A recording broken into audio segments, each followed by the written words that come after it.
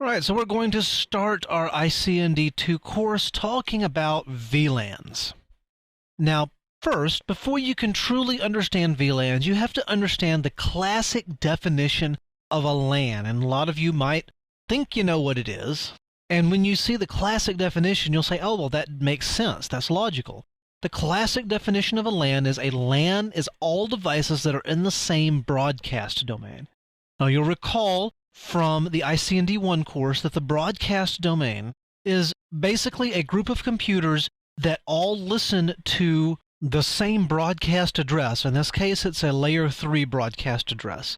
They listen to this broadcast address, and any information or any packets that are sent to that broadcast address is processed by every host on the LAN. Now, obviously, you can go buy a Cisco switch and you can plug all the devices into your switch. And if you need to add a second switch, you can just run a cable over to the secondary switch and start plugging in devices to that second switch, and your network can just kind of grow organically, which on a lot of small businesses, that's exactly what happened. We added a sales department down the hall, so we just ran a fiber cable down to the sales department and plugged it into another switch. And so now we've got 50 computers on our LAN instead of 35 or 40. And we're adding a research department down in the basement, so we're going to run some fiber down there. And if you don't give any thought to VLANs, then that means every time you add a switch, you're adding hosts to your broadcast domain. And if you ever just turn on Wireshark and look at everything that it captures, you'll see a lot of broadcasts going on, even on a very small network, such as your home network. You can imagine what those broadcasts look like on a network that has 50 and 60 and 100 and 125 computers in it. Well, VLANs are the answer to that. VLANs are a way of partitioning a switch, for lack of a better term, to reduce the broadcast domain. These partitions are called VLANs, and VLAN is an acronym for virtual LANs.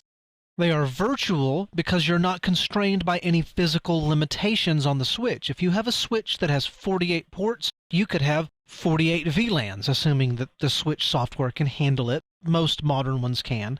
And you could have every switch port be on its own VLAN, or you could divide it up into 3 different VLANs, and you could have internet and DMZ and internal network. Or you could have servers and workstations.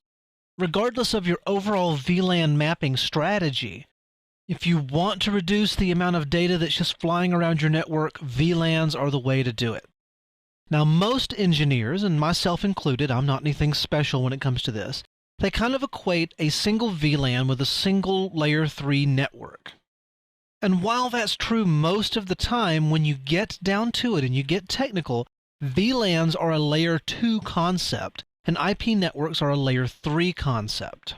And so because of that, a single VLAN does not necessarily have to equate with a single layer 3 network. Now, for the most part, hosts in the same VLAN are usually in the same IP subnet.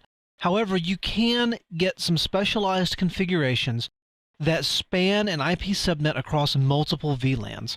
Certain load balancers do this. You have a VLAN that's in front of the load balancer and a VLAN that's behind the load balancer, and the load balancer keeps the hosts from just bypassing the load balancer and going directly to the hosts behind it.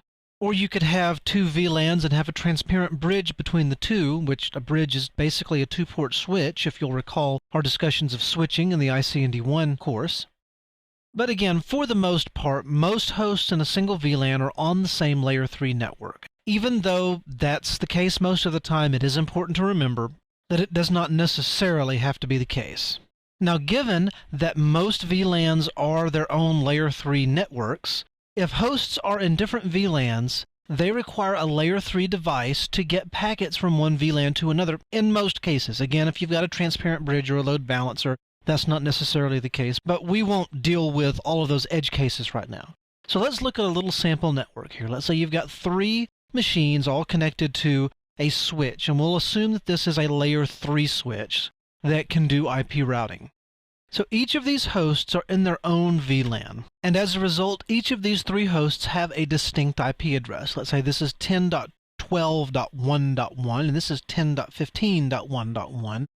This would be 10.10.1.1 as an example.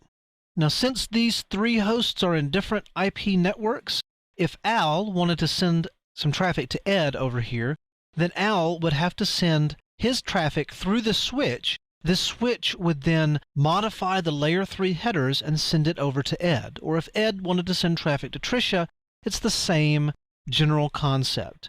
Ed's traffic gets manipulated here in the layer 3 switch before it's sent over to Tricia.